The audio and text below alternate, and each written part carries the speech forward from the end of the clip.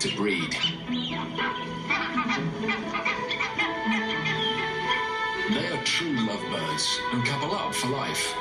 All very romantic.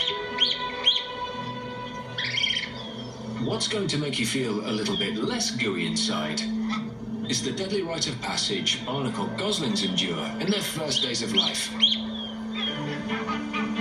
Barnacle geese don't feed their goslings, and their cliff-top home is barren of the vegetation they must eat to survive. The nearest greenery is in the river valley more than 400 feet below. What happens next is hard to believe.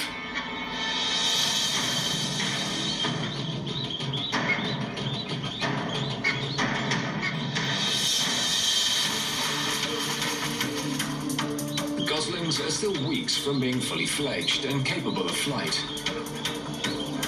But with little hesitation, their tiny wings outstretched, they leap from the cliff. With just a light covering of down to cushion the jarring impacts, the goslings bounce their way down the cliff face like a car crash you just can't stop watching.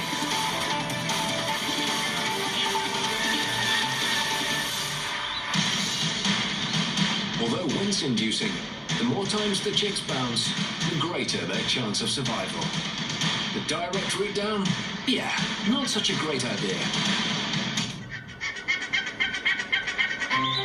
But this gosling's a little trooper, emerging unscathed. Around 1 in 5 goslings don't survive the 400-foot plunge, so it may not be lucky last for the remaining hatchling. But this feathered fiend spits in the eye of statisticians, and off he goes.